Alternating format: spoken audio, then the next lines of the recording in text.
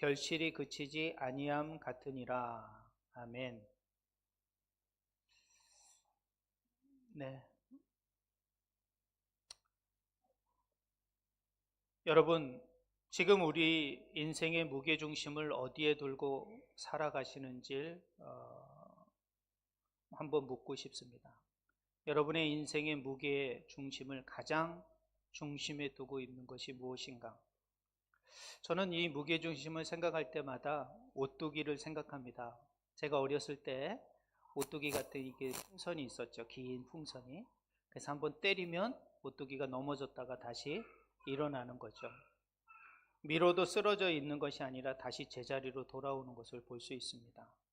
그것은 오뚜기의 무게중심이 아래에 있기 때문이죠. 겉모습은 둥글어도 다시 일어나는 것이 아닙니다. 안쪽의 무게가 가장 낮은 곳에 있기 때문에 외부에서 힘을 받아 흔들려도 다시 중심을 찾아 일어서게 되는 것이죠. 우리의 인생도 마찬가지라고 생각합니다. 사람은 누구나 흔들립니다. 실패할 때도 있고 예상하지 못한 문제를 만날 때도 있습니다. 경제적인 어려움이 올 수도 있고 건강의 문제가 찾아올 수도 있습니다. 사람에게 실망할 수도 있고 또 인간관계가 무너진 아픔을 경험할 때도 있습니다. 문제는 우리가 한 번도 넘어지지 않는 것이 아닙니다. 더 중요한 것은 넘어졌을 때 다시 일어날 수 있는 중심이 우리 안에 있느냐, 그것이 더 중요하다고 생각을 합니다. 건물을 한번 생각해 보십시오. 건물은 높이보다 중요한 것은 바로 기초입니다. 기초를 얼마나 든든하게 하느냐가 그 건물의 가치를 부여하는 것이죠. 겉으로는 아무리 화려하고 높여 보여도 기초가 약하면 작은 충격에도 흔들릴 수밖에 없는 것입니다. 땅속 깊이 기초를 내린 건물은 비바람이 불고 충격이 와도 쉽게 무너지지 않습니다. 또 나무를 한번 생각해 보십시오. 나무가 넘어지는 거, 얼마 전에 호치민에서도 바람이 아주 많이 불었죠? 많이 불었는데 나무들이 많이 넘어졌습니다. 왜 넘어졌을까요? 그것은 바로 바람의 문제가 아닙니다. 바로 뿌리가 약한 게 더 큰 문제인 것입니다. 바람은 모든 나무에게 불입니다. 그러나 뿌리가 깊은 나무는 넘어지지 않습니다. 그러나 뿌리가 얕은 나무는 넘어질 수밖에 없다는 것이에요. 그러니까 뿌리가 얼마나 중요한지를 우리는 생각해야 되는 것입니다. 우리 인생을 흔드는 바람의 문제도 마찬가지입니다. 그 바람이 부느냐 안 부느냐가 아니라 모든 인생에게는 바람이 불어올 수밖에 없습니다. 어디서 오는지도 알 수 없습니다. 어떤 바람이 올 줄도 모릅니다. 그러나 무게중심, 뿌리를 어디에 두고 있느냐가 중요하다는 것이에요. 뿌리를 어디에다 두고 있느냐가 우리가 그 인생의 바람 속에서, 인생의 폭풍 속에서 넘어지느냐 넘어지지 않느냐를 결정하게 된다는 것입니다. 저는 오늘 넘겨주시겠습니까? 저는 오늘 예레미야서를 통하여 오늘 본문 읽은 이 본문에는 두 그루의 나무가 나옵니다. 이 두 그루를 통해서 우리의 인생을 좀 생각하고 싶습니다. 하나는 사람을 의지하는 사막의 떨기나무라고 표현을 하고 있고요. 하나는 여호와를 의지하는 시냇가에 심은 나무를 설명하고 있습니다. 두 나무의 차이는 환경의 차이가 아닙니다. 두 나무는 모두 더위와 가뭄을 만납니다. 힘든 환경 속에서 살아갑니다. 그러나 한 나무는 메말라가고 한 나무는 잎이 푸르고 열매를 맺습니다. 그 차이가 무엇이겠습니까? 바로 뿌리를 어디다 내리느냐입니다. 뿌리를 어디다 내리느냐에 따라서 나무가 저런 겉모습으로 나타날 수 있기 때문인 것입니다. 오늘 말씀을 통하여 우리는 우리 인생의 무게중심이 어디에 있는지, 우리의 뿌리가 어디에 내려져 있는지를 다시 한번 좀 살펴보고 돌아보는 시간이 되길 소망합니다. 자, 그럼 먼저 저는 예레미야 17장 5절과 6절을 통하여 사막의 떨기나무에 대해서 좀 생각해 보고자 합니다.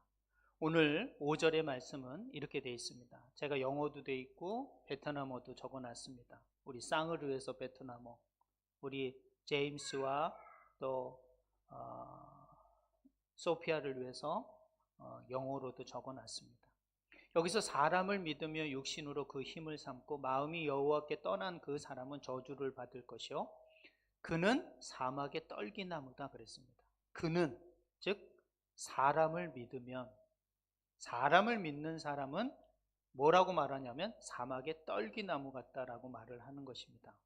여기서 사람을 믿는다라는 말을 생각하면 사람과의 관계를 맺지 못한다는 뜻이 아닙니다. 사람을 사랑하지 말라는 말도 아닙니다. 사람의 도움을 받지 말라는 것도 아닙니다. 이 본문이 경고하는 것은 사람을 하나님이 계셔야 할 자리에 놓고 있다는 것입니다.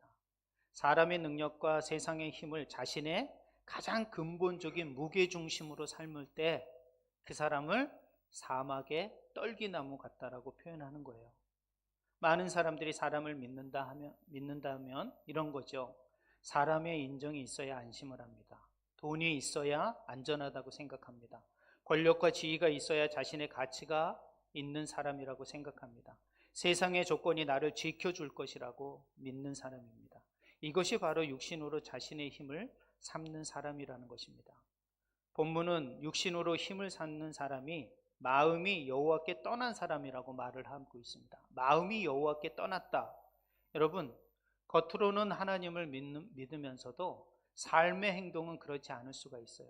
예배도 참석하고 찬송도도 부르고 실제적으로는 신앙생활을 잘 하는 것 같습니다. 그러나 사람의 행동은 마음과 떨어질 수가 없습니다. 하나님께서 마음을 우리의 육신에 둔 것은 마음과 육신이 함께 갈 수밖에 없는 것이에요. 그 사람이 반복적으로 하는 행동이 바로 그 사람의 마음의 무게중심이라는 것이에요. 돈을 가장 중요하게 여기게 행동하는 사람이 어찌 마음이 하나님을 향한다고 말할 수 있겠습니까? 사람의 평가에 따라 계속 흔들리면서 오직 하나님만을 의지한다고 말하는 것은 맞지 않는 말입니다. 행동이 향하는 것이 결국 마음이 향하는 것입니다. 여러분의 몸이 어디 있느냐가 여러분의 마음을 결정하는 것입니다. 하나님께서는 이러한 사람을 사막의 떨기나무라고 말합니다. 그럼 사막의 떨기나무는 어떤 의미일까요? 눌러주시겠습니까? 사막의 떨기나무, 그러면 이 떨기나무에 대해서 좀 생각해 보고 싶습니다. 그러므로 우리 자신을 좀 보기 원한데요. 떨기나무의 특징은 두 가지가 있습니다. 먼저 작고 초라하다는 것이에요. 여기 이 떨기나무를 보면 키가 크지 않고 가지가 풍성하지 않습니다. 그리고 좋은 열매를 기대하기 어렵습니다. 왜냐하면 메마른 땅에서 겨우 버티며 살아가는 작고 초라한 감목이기 때문입니다. 사람을 의지하고 세상의 힘을 인생의 중심으로 삼는 사람, 무게 중심으로 삼는 사람은 겉으로는 성공한 것 같지만 돈이 많아 보이고 높은 자리에 오를 수는 있습니다.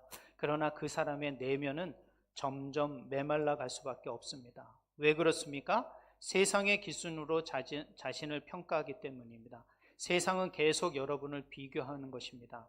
누가 더 많은 것을 가졌는가? 누가 더 높은 자리에 있는가? 누가 더 인정받는가? 누가 더 성공했는가? 이 비교 속에서 자신보다 더 나은 사람을 보면 열등감이 생기고 자신보다 부족한 사람을 보이면 무시하는 것입니다. 자신의 가치가 하나님의 사랑이 아니라 사람의 평가에 달려있기 때문입니다. 일이 잘 된 때는 대단한 사람처럼 보이고 실패하면 자신은 아무런 가치가 없는 사람처럼 느낄 때가 있습니다. 사람이 칭찬하면 기뻐하지만 비판하면 쉽게 무너집니다. 왜냐하면 이 세상의 기준으로 사는 사람은 자기 자신을 귀하게 여기지 못합니다. 아주 작고 초라하게 느낀다라는 것이죠. 그러나 성경은 다르게 말합니다. 우리는 하나님의 형상으로 지음받았다고 말합니다. 우리의 가치는 돈이나 지위나 성공이나 어떤 실패에 결정되는 것이 아닙니다. 예수 그리스도께서 우리를 구원하시기 위해 십자가에서 자기 생명을 내어주신 것, 그러므로 십자가는 우리의 죄를 아주 얼마나 심각한가를 보여주는가 하며 동시에 하나님께서 우리를 얼마나 귀하게 여기는가를 보여주는 사건인 것입니다. 즉 십자가의 가치가 우리의 가치인 것입니다. 그런데 십자가를 하찮게 여기고 십자가를 귀하게 여기지 않는 사람은 자기 자신을 귀하게 여길 수 없다라는 것입니다. 그렇기 때문에 우리는 십자가가 얼마나 귀하고 소중한지를 깨달을 때 내 자신이 얼마나 귀하고 소중한 존재인지를 알게 되는 것입니다. 신앙생활이라는 것은 하나님께서 내가 얼마나 귀한 존재인가를 다시 발견해 가는 과정입니다. 신앙생활은 내가 얼마나 하나님에게 존귀한 자인가, 얼마나 사랑받기 위해 태어난 사람인가를 확인하는 것이 바로 신앙생활이라고 볼 수가 있습니다. 하나님의 형상으로 지음받았고 예수 그리스도의 피로 구원받았고 하나님의 자녀가 되었다라는 것을 깨달을 때 자신은 소중한 것입니다. 자신을 소중하게 생각하는 것은 교만이 아닙니다. 하나님의 사랑을 인정하는 것입니다. 자신을 소중히 여기는 사람이 다른 사람을 소중히 여길 수 있습니다. 자신을 미워하는 사람은 다른 사람을 쉽게 미워할 수밖에 없습니다. 자기 자신을 무시하는 사람은 자신보다 약한 사람을 무시할 수밖에 없는 것입니다. 자신보다 힘이 있는 사람에게는 지나치게 머리 숙이고 자신보다 약한 사람에게는 함부로 대하는 양극적인 태도를 보이게 되는 것입니다. 그러나 하나님의 사랑 안에서 자신의 가치를 발견한 사람은 다른 사람도 하나님의 형상으로 바라보는 것입니다. 사랑하는 성도 여러분, 사람이 나를 어떻게 평가하는 것보다 하나님이 나를 어떻게 평가하는가를 우리는 더 중요하게 여겨야 됩니다. 왜냐하면 나는 하나님의 형상으로 지음받은 존재이기 때문에, 나는 예수 그리스도의 십자가로 구원받은 사람이라는 것을 믿으시기 바랍니다. 그리고 하나님의 사랑받는 자녀가 됐다라는 것을 깨달아야 되는 것입니다. 이런 복음의 정체성을 분명히 할 때 우리는 이 사막의 떨기나무처럼 자신을 초라하고 비교하며 세상의 어떤 힘과 비교하면서 자신을 초라하게 보지 않는 그런 삶에서 우리는 벗어날 수 있습니다. 자, 사막의 떨기나무의 두 번째 특징은 메마르다는 것입니다. 여러분, 왜 이 사막의 떨기나무는 메마를까요? 그 뿌리가 생명수, 물의 공급을 받지 못하기 때문에 그 잎이 마르고 풍성하지 않는 것입니다. 우리의 관계 속에서 이런 말들 하고 있죠. 참 저 사람은 좀 메마른 것 같아. 그런 말을 쓰지 않습니까? 그것은 마음이 차갑고 정이 없다라는 뜻도 되지만 메마른 사람의 특징을 제가 몇 가지로 말씀드리겠습니다. 첫 번째는 공감이 부족한 것을 메마르다고 말하는 것입니다. 누군가는 힘들다고 먼저 찾아와서 자신의 아픔을 말을 하고 있는데 그 정도는 누구나 겪고 그것보다 더 힘든 사람도 많어, 이렇게 말을 해버리면 상대방은 위로를 받고 싶은데 이 사람은 해결책을 말해주는 거예요. 그 사람은 잘 해준다고 말을 하지만 그렇지 않아요. 더 마음이 아픈 것입니다. 함께 아파하기보다는 판단을 해버립니다. 함께 울어주기보다는 문제만을 분석해 주는 것입니다. 좋은 일이 있을 때는 함께 기뻐하지 못하는 것입니다. 다른 사람의 기쁨을 자신의 기쁨으로 받아들이기보다는 비교하면서 말하는 것이에요. 이게 공감 능력의 부족이라는 것이에요. 이게 메말라서 그러는 거예요. 그 심령이 메말라서 이런 반응이 나오는 거예요. 두 번째는 칭찬과 감사가 부족합니다. 다른 사람이 잘하는 일을 보아도 칭찬하지 않습니다. 가족이 수고하는 것을 당연하게 여깁니다. 누군가의 도움을 주어도 감사하는 표현이 인색합니다. 자신이 잘못할 때는 미안하다는 말을 쉽게 하지 않습니다. 사랑한다는 말과 애정의 표현도 인색합니다. 그러면 함께 하는 사람이 어떻게 느끼겠습니까?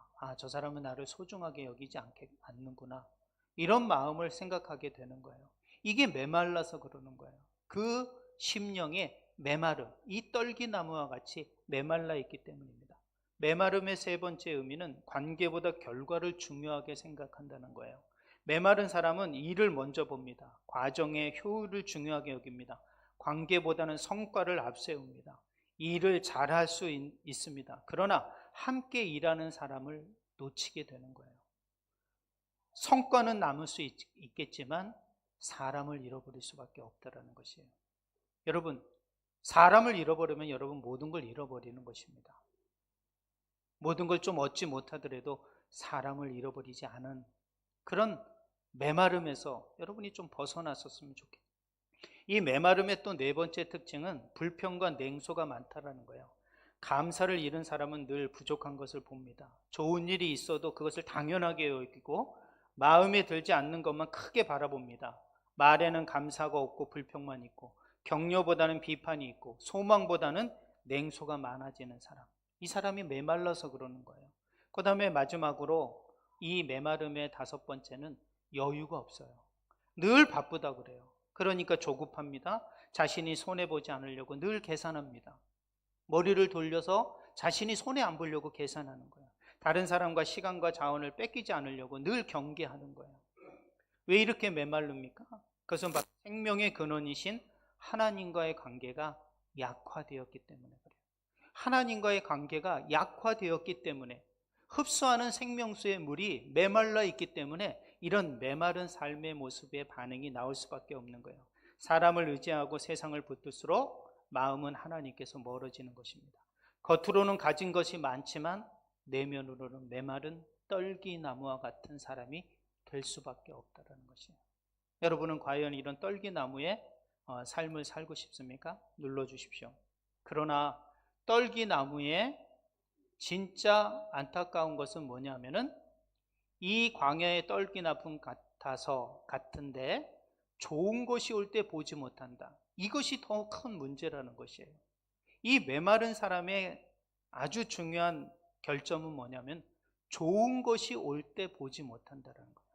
여러분, 성경은 좋은 일이 오지 않는다고 말하지 않습니다. 사람을 의지하고 이런 떨기나무 같은 메마른 삶을 산 사람에게도 좋은 일이 올 수 있어요. 그런데 좋은 일이 오는데 그것을 보지 못한다는 것이에요. 여기서 보다라는 히브리 말은 라라는 단어입니다. 이 라는 그냥 눈으로 본다라는 의미뿐만 아니라 깨닫고 인식하고 분별하고 경험한다라는 의미가 있어요. 그러니까 이것이 좋은 것인지 좋은 것이 아닌지, 이것이 소중한 건지 소중한 건지 아닌지를 인식하고 분별할 수 있는 능력, 이것이 보다라는 말이에요. 그러면 좋은 일을 보지 못하고 눈앞에 좋은 일이 전혀 없다는 말이 아닙니다. 좋은 일이 있음에도 좋은 것을 깨닫지 못하는 무감각, 좋은 것이 있음에도 그것을 좋은 것이라고 보지 못하는 무감각한 것이 좋은 것을 보지 못한다는 말이에요. 여러분 한번 생각해 보십시오. 하나님이 얼마나 여러분 주변에 좋은 사람을 많이 붙여주셨습니까? 그런데 그 좋은 사람을 소중하게 생각한 줄 못한다는 거예요. 여러분, 가족을 여러분에게 붙여주셨습니다. 그것에 감사를 얼마나 하고 계십니까? 여러분, 함께하는 교회와 교회 공동체가 이렇게 있습니다. 얼마나 이것을 당연하게 생각하지 않습니까? 오늘도 건강하게 눈을 뜨고 숨을 쉬며 살아갑니다. 그런데 이것이 은혜라고 생각하지 않습니다. 하나님이 길을 열어주셨는데 그냥 운이라고 생각합니다. 문제가 해결되었는데 우연이라고 생각합니다. 위험에서 보호해 주셨는데 당연한 거라고 생각합니다. 은혜가 계속 오는데 은혜로 보지 못합니다. 없는 것 하나 때문에 이미 받은 10가지를 보지 못하는 어리석음. 이것이 바로 떨기나무의 문제라는 거예요. 메마른 사람은 좋은 것이 오는데도 그것을 인지할 수 없는 능력. 메마름의 가장 큰 비극은 뭐냐면 축복 속에 살면서도 좋은 것 안에 살면서도 좋은 것을 누리지 못하는 것, 좋은 것을 인지 못하는 것, 축복에 살면서도 축복을 인지 못하는 것, 이게 얼마나 불행한 일입니까? 떨기나무 인생은 바로 이렇다라는 거예요. 좋은 것을 하나님께서 열을 주셨는데도 부족한 한 가지 때문에 좋은 것을 보지 못하는 사람, 좋은 것이 없는 게 아니라 좋은 사람을 보지 못하는 것입니다. 좋은 일이 없는 게 아니라 좋은 일을 분별하지 못하는 것입니다. 하나님의 은혜가 없는 것이 아니라 하나님의 은혜를 알아보지 못하는 눈이 닫힌 것입니다. 그러므로 여러분 기도하셔야 돼요. 매일 기도할 제목 중에 하나님, 저에게 좋은 것을 볼 수 있는 눈을 주십시오. 하나님, 이 받은 은혜를 깨닫게 하여 주시옵소서. 내 곁에 있는 사람이 얼마나 소중한지, 내 주변의 일들이 얼마나 감사한 일인지를 보는 눈을 열어 주십시오. 그렇게 기도하셔야 돼요. 그렇게 기도하지 않으면 여러분이 아무리 좋은 것이 있어도 그 좋은 것을 보지 못한 사람이 되어버리는 거예요. 떨기나무의 인생은 좋은 것을 보지 못하는 사람이라. 여러분이 눈이 열려 얼마나 많은 것을 하나님께서 좋은 것을 주시는 것을 발견하는 인생의 삶을 살아가는 저와 여러분이 되시기를 주님의 이름으로 축원합니다. 두 번째로는 이 물가에 심겨진 나무를 한번 생각해 보겠습니다. 이 물가에 심겨진 나무는 어떤 사람이냐? 7절과 8절에 보면 그 사람은 여호와를 의지하며 여호와를 의뢰하는 사람이다 라고 말을 하는 것이에요. 그러니까 우리는 사람을 믿든지 하나님을 믿든지 인간이란 존재는 반드시 누군가를 의지해야 할 존재라는 거예요. 그 의지하는 존재는 무엇을 의지하느냐가 아니라 누구를 의지하느냐는 거예요. 사람을 의지할 것이냐 하나님을 의지할 것이냐. 사람을 의지하면 사막의 떨기나무가 될 것이요, 하나님을 의지하면 시냇가에 심긴 나무가 된다고 오늘 성경 본문은 말하고 있다는 거예요. 그러므로 우리는 우리가 믿는 대상이 누구냐를 결정해야 되는 것이에요. 정말 사람을 믿을 것인가 하나님을 믿을 것인가. 그러면 하나님을 의지하는 사람을 물가에 심겨진 나무라고 생각합니다. 그럼 여기에 심어진 나무라고 생각을 해보십시오. 심어진 나무라고 그랬습니다. 심어진 나무라는 것은 뭐냐면은 누군가가 심겼다, 누가 옮겨서 심어진 나무다라는 의미예요. 이 본문은 그 자리에 그냥 우연히 심겨져 있는 것이 아니라, 원래 그 자리에 있었던 나무가 아니라 메마른 곳에 있던 나무가 누군가에 의해서 강가로 물이 풍성한 곳으로 옮겨 심어 놓은 나무라는 거예요. 이 말의 뜻은, 그러니까 이것이 바로 성경에 말하는 구원이라는 것입니다. 저와 여러분의 모습을 생각해 보십시오. 죄와 허물로 죽었던 사람들을 스스로 그 사람들은 하나님 앞에 나아갈 수 없습니다. 생명을 얻을 수 없습니다. 우리는 하나님께서 예수 그리스도의 십자가 은혜로 사망에서 생명으로 옮겨 놓은 것입니다. 광야에서 생명의 물가로 옮겨 놓은 것입니다. 저주의 자리에서 복의 자리로 인도해 놓은 것입니다. 어둠의 권세에서 천국의 자리로 옮겨 놓은 것입니다. 우리는 스스로 우리의 구원의 자리를 옮길 수 없습니다. 하나님이 우리를 물가, 시냇가, 강가에 옮겨 놓은 나무라고 말을 하고 있는 것입니다. 우리는 구원받은 것이 우리가 남보다 선하기 때문에, 우리가 좀 더 착하기 때문에, 열심히 살았기 때문에 구원받았다고 생각하는 사람이 있어요? 그렇지 않습니다. 이 본문을 보면 전적인 하나님의 은혜인 것이에요. 예수 그리스도께서 십자가에서 우리 죄를 담당하셨고 그 피로 우리의 죄를 씻어주셨고 우리는 새로운 생명을 주셨습니다. 그러므로 시냇가에 심긴 나무는 자신의 능력을 자랑할 수 없습니다. 내가 이 자리까지 왔다, 내가 구원받았다, 내가 능력으로 살아왔다, 이거 다 교만일 수밖에 없습니다. 나의 나된 것은 하나님의 은혜일 수밖에 없다고 여러분이 고백을 해야 됩니다. 여기 심겨진 나무는 광야의 메마른 가운데 있었던 나무를 강가로 옮겨진 나무라는 것을 인식하셔야 됩니다. 그러므로 내가 하나님 앞에 이렇게 강가에 심겨진 나무가 됐다라는 것을 감사하는 저와 여러분이 되셔야 돼요. 나는 그냥 사막의 떨기나무로 버려진 자가 아니라 강가에 주님께서 옮겨놓은 심겨진 나무구나 라고 생각을 해야 돼요. 자, 그러면 심겨진 나무가 그 강가에 심겨지면 끝입니까? 그렇지 않아요. 오늘 본문은 그걸 얘기를 하지 않습니다. 여기에 보십시오. 그 뿌리를 강변에 뻗치고, 자, 강변에 뻗친다라는 말이 나옵니다. 심겨진 나무는 하나님의 은혜입니다. 그러나 그 나무는 심겨진 자리에서 물을 향하여 뿌리를 뻗어가야 된다고 말을 하고 있습니다. 이 뻗는 것은 그 나무가 뻗어야 되는 것입니다. 하나님이 뻗게 해주는 게 아니라 그 나무가 그 물을 찾아, 그 생명수를 찾아 자신의 뿌리를 뻗어가야 된다는 것이에요. 뿌리는 생명을 향하는 방향성을 가지고 있어야 돼요. 물을 향하여 깊고 넓고 계속 뻗쳐가야 되는 것입니다. 이것이 구원받은 성도들의 신앙생활인 것입니다. 구원은 하나님의 은혜로 받았습니다. 그러나 구원받은 성도는 그 은혜 안에서 말씀을 향해 계속 뿌리를 뻗어 나가야 된다는 거예요. 말씀을 향하여, 그 생명수를 향하여 여러분이 계속 뿌리를 뻗어 나가야 된다라고 말을 하고 있는 것입니다. 그렇기 때문에 우리의 신앙생활은 열정이 있어야 됩니다. 열심을 품어야 됩니다. 그냥 게을러져서는 안 되는 것입니다. 계속 그 생명수를 향하여, 말씀을 향하여 계속 뻗어가는 삶이 우리에게 필요한 것입니다. 시편 1편 1절과 2절은 이렇게 말합니다. 복 있는 사람은 악인의 꾀를 따르지 아니하고 죄인의 길에 서지 아니하며 오만한 자리에 서지 앉지 아니하고 오직 여호와의 율법을 즐거이 그 율법을 주야로 묵상하는 자다, 이렇게 말하고 있습니다. 여러분, 시편 1편에서는 시냇가에 심긴 나무는 하나님의 말씀을 즐거이 묵상하는 사람이라고 말을 합니다. 하나님을 의지한다는 말은 막연한 감정이 아닙니다. 말씀을 읽고 말씀을 듣고 말씀을 묵상하고 말씀을 순종하는 것입니다. 하나님을 의지한다고 말하면서 말씀을 가까이지 않는 것은 모순인 것입니다. 우리는 하나님의 뜻을 따라, 하나님의 말씀을 따라 하나님의 뜻을 알게 되는 것입니다. 하나님의 말씀을 따라 하나님의 성품을 아는 것입니다. 말씀을 통해서 죄를 깨닫고, 말씀을 통해서 위로받고, 말씀을 통해서 바른 길을 분별받고, 말씀을 통하여 어디로 갈지를 깨닫게 되는 것입니다. 그렇기 때문에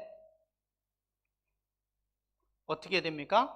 그 강가에 심겨진 나무는 그 뿌리를 계속 뻗어가야 됩니다. 하나님께 뿌리 내린다라는 것은 바로 말씀의 삶의 뿌리를 내린다라는 말입니다. 그러면 한번 뿌리를 생각해 보겠습니다. 뿌리가, 나무가 옮겨졌으면 그 땅에 적응하고 잘 안착하기 위해서 얼마나 그 뿌리가 몸부림치겠습니까? 부드럽고 편안한 뿌리 내림이 아닙니다. 거기엔 단단한 흙이 있고 돌이 있을 것입니다. 자갈도 있고 다른 나무의 뿌리가 길을 막을 수도 있습니다. 그러나 그 뿌리는 포기하지 않아야 됩니다. 왜냐하면 포기하는 순간 메말라 버리기 때문입니다. 포기하지 말아야 되는 거예요. 그 뿌리는 어떤 장애물이 있더라도 포기하지 말아야 됩니다. 돌을 만났습니까? 방향을 바꿔야 됩니다. 단단한 흙을 만났습니까? 조금씩 뚫고 나가야 됩니다. 왜? 물을 만나야만이 살 수 있기 때문에. 강가에 옮겨졌다고 그냥 사는 게 아닙니다. 그 뿌리는 물을 흡수하지 않으면 죽은 나무가 될 수밖에 없습니다. 거기서도. 그렇기 때문에 우리는 말씀 앞에 나가려는 장애물들을 헤쳐나가야 됩니다. 바쁘다고 생각합니다. 피곤합니다. 휴대전화를 보고 싶습니다. 세상에 걱정이 머릿속에 가득 찹니다. 말씀을 읽으려고 하면 다른 일이 생깁니다. 기도하면 졸음이 옵니다. 예배 드리려고 하면 여러 가지 상황과 환경이 바뀌어가지고 예배를 드릴 수 없는 상황이 됩니다.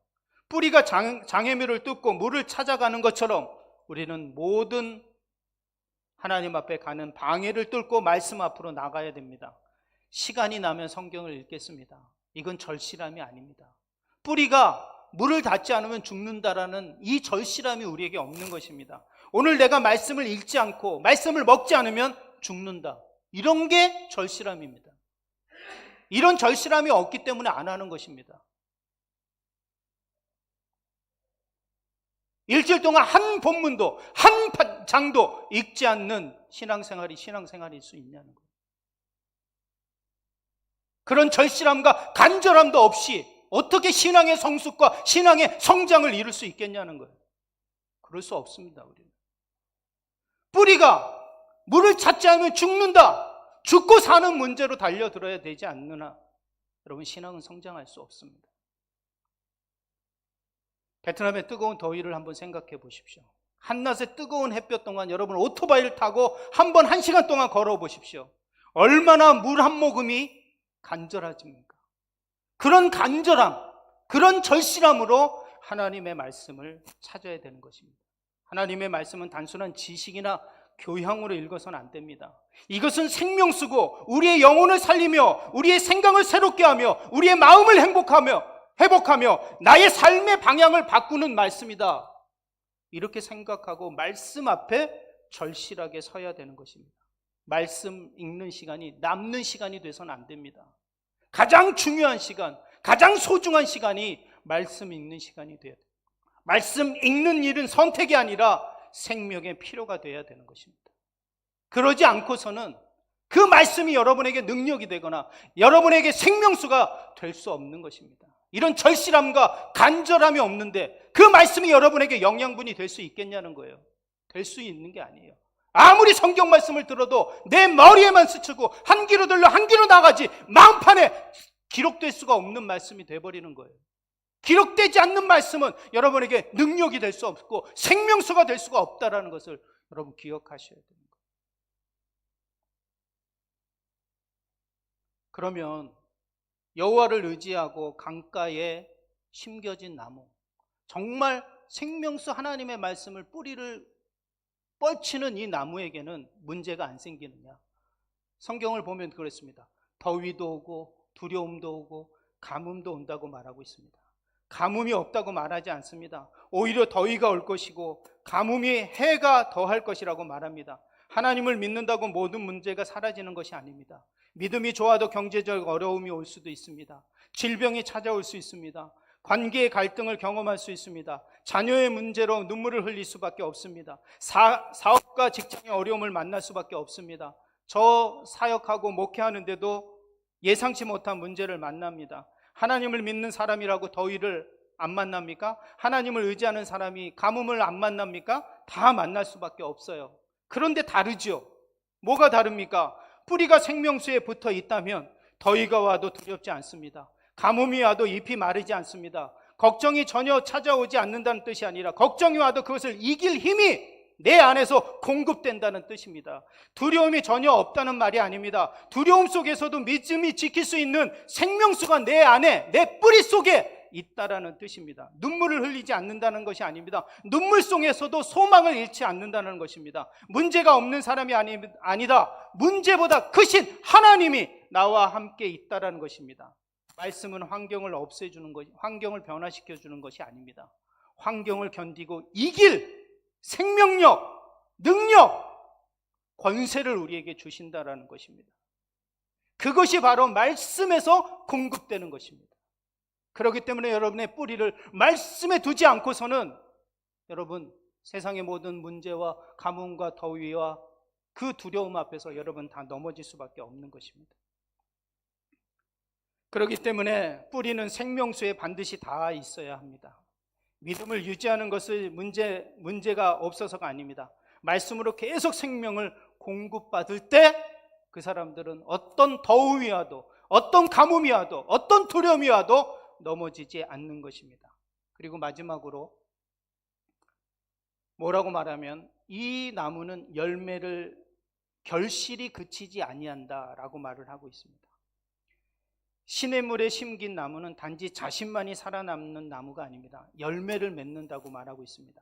말씀에 뿌리를 내린 사람은 자신의 삶의 열매를 맺어서 그 열매를 통하여 많은 사람들과 나누게 되는 것입니다. 자신의 가정과 가족들이 나누고 직장의 동료들과 나누고 교회의 모든 사람 공동체들과 나누고 선교 현장에서 수많은 사람들과 그 영혼들과 그 열매를 나눌 수 있는 것입니다. 그러므로 이 강가에 심긴 나무는 자신이 살 뿐만 아니라 가정도 살리고 자녀도 살리고 교회와 공동체를 살릴 수 있게 되는 것입니다. 그 결실이 그치지 않는다라고 말씀하고 있습니다. 말씀을 맺도록 하겠습니다. 오늘 예레미야는 두 그루의 나무를 보여주고 있습니다. 하나는 사막의 떨기나무입니다. 사람을 의지하고 세상의 힘, 자신의 무게중심을 삼는 사람, 그는 자신이 작고 한찮게 여기고 마음에 메마른 좋은 일이 와로 그것을 보지 못합니다. 다른 하나는 시냇가에 심은 나무입니다. 여호와를 의지하고 말씀의 뿌리를 내린 사람은 그 사람은 더위가 와도 두려워하지 않고 가뭄이 와도 잎이 푸르고 열매가 그치지 않습니다. 사랑하는 주 안의 성도 여러분, 우리 인생에는 하나님께서 주시는 좋은 것들이 있습니다. 좋은 것을 전혀 오지 않는 것이 아닙니다. 하나님께서 오늘도 우리의 생명을 주셨고 가족도 주셨고 교회도 주셨고 함께 기도할 사람들도 주셨습니다. 말씀을 들을 수 있는 은혜도 주셨고 예수 그리스도를 믿고 구원받는 복을 주셨는데 때로는 고난 가운데서도 새로운 길을 열어주시고 사람을 보내주시고 우리를 보호하고 인도하셨는데 문제는 좋은 것이 없는 것이 아니라 좋은 것을 분별하지 못하는 우리의 눈의 문제라는 것이죠. 은혜가 없는 것이 아니라 은혜를 깨닫지 못하는 마음의 문제입니다. 그러므로 우리는 하나님께 기도해야 됩니다. 아까도 말씀드렸지만 주님, 나에게 좋은 것을 보는 눈을 주시옵소서. 좋은 것을 좋은 것으로 인정할 수 있는 그런 따뜻한 마음을 허락하여 주시옵소서. 이미 받은 은혜를 감사하게 해 주십시오서. 내 곁에 있는 소중한 것을 깨닫게 하시고 소중한 사람을 보게 하여 주시옵소서. 내 눈을 열어 주시옵소서 라고 우리는 기도해야 될 것입니다. 그리고 우리는 다시 한번 이번 한 주간 여러분이 하나님의 말씀 안에서 공급받는 그런 마음이 되었으면 됐습니다. 더 갈급한 마음으로 말씀을 찾으셨으면 좋겠습니다. 더 목마른 생명수를 구하는 마음으로 말씀을 찾았으면 좋겠습니다. 뜨거운 날씨 속 시원한 물 한 모금을 찾는 것처럼 하나님의 말씀을 찾으십시오. 시간이 남으면 말씀을 읽겠다고 하지 마시고, 말씀이 없으면 내 영혼이 메마를 수밖에 없습니다.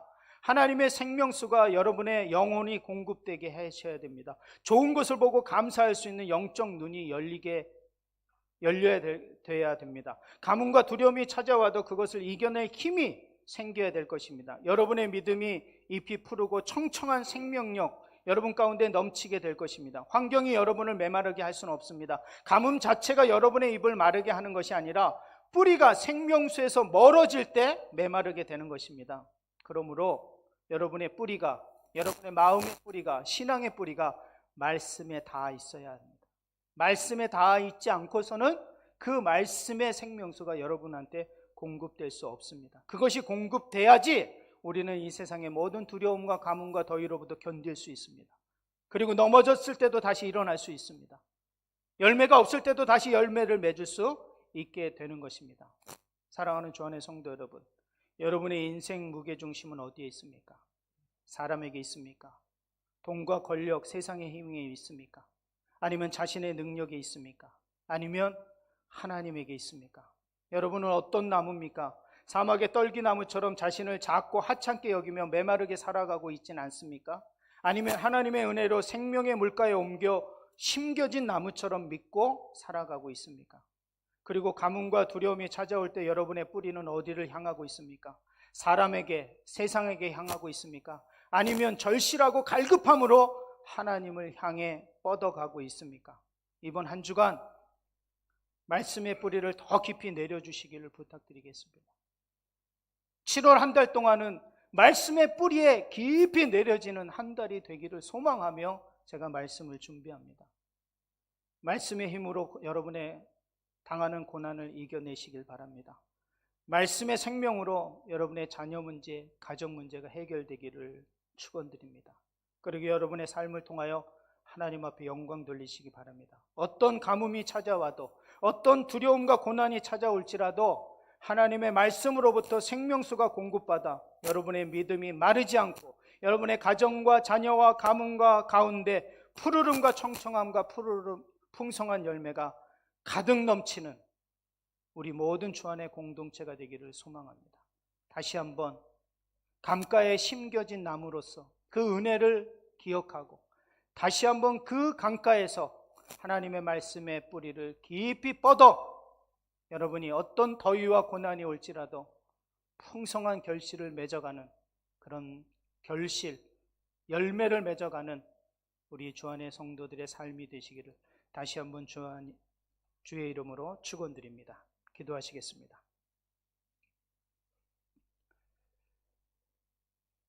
사랑과 은혜가 풍성하신 하나님 아버지, 오늘 예레미야 선지자를 통하여 우리 인생의 무게중심과 뿌리가 어디에 있는지 돌아보게 하시오늘 감사합니다. 우리 하나님보다 사람을 더 의지하고 말씀보다 세상의 방법과 힘을 붙들며 살아왔음을 고백합니다.